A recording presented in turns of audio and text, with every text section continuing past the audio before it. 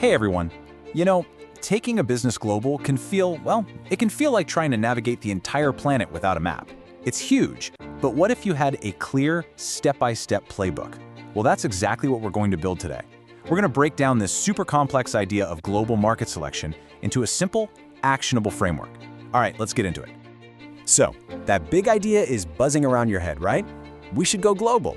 It's exciting for sure, but it is also a massive decision. I mean, with nearly 200 countries out there, it can feel completely overwhelming. Where do you even start? That's the big question we're going to tackle.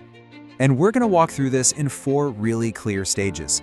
First, we're going to build your game plan. Then, we'll take the entire world and filter it down to just a handful of top contenders. After that, we'll zero in on the final choice. And to wrap it all up, we'll look at the launchpad, how to actually put your plan into action. Okay, first up, Section 1, your global game plan. Now, before you even think about opening a map or looking at a spreadsheet, the most critical first step, and I mean the most critical, is to define what you're trying to achieve. It all has to start with why. This is where your international marketing objectives come into play. I mean, what's the goal here? Are you chasing aggressive revenue targets? Are you trying to snatch up a certain percentage of the market share? Or is it maybe just about getting your brand's name out there and establishing a solid presence in a new region? Think of these goals as your compass. Every single decision you make from this point on has to point right back to them. So, moving on to Section 2, from many markets to few. Okay, now that you've got your why locked in, it's time to tackle the where. The absolute key here is not to get bogged down in all the options, but to apply something we're going to call the great filter.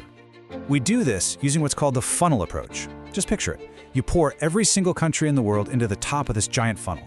And our goal is to apply a series of really smart, strategic filters so that only a few of the very best prospects, the ones that are a perfect fit for your business, drip out the bottom. It's all about turning all that noise into a clear signal.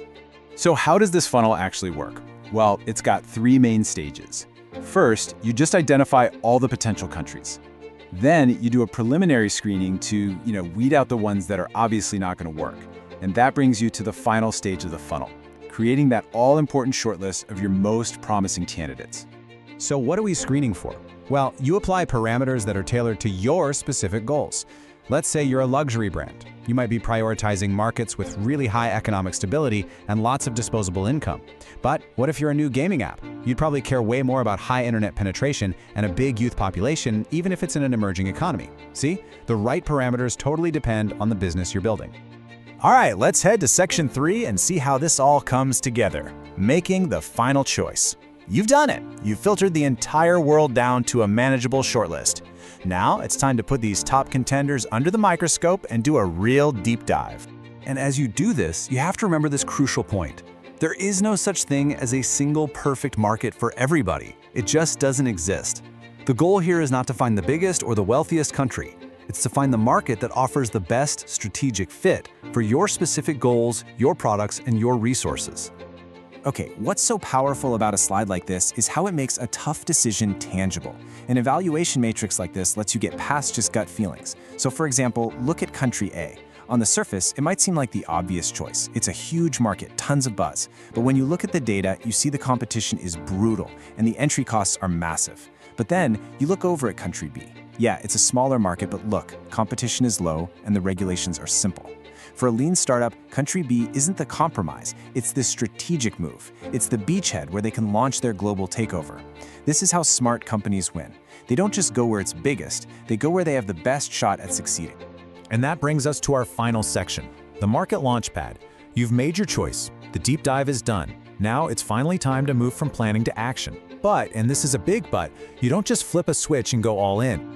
There are 2 final steps here on the launchpad.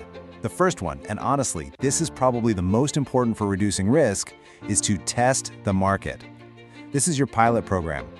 Only after you've gathered real-world data and confirmed your assumptions do you move on to step 2, full-scale commercialization. So really, this is your mantra right here. Test, learn, adapt. Then, and only then, go big.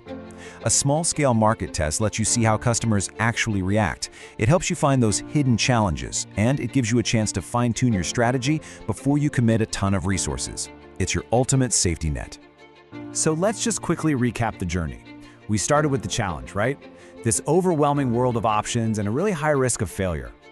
And we've walked through the framework that turns that chaos into a clear, manageable process of filtering, evaluating, and ultimately selecting the right market for your success. So, you now have the playbook. You have the tools to turn a world of overwhelming options into a single smart decision. So the real question isn't just where you'll go first, it's about who your business will become when you get there. Your journey starts now.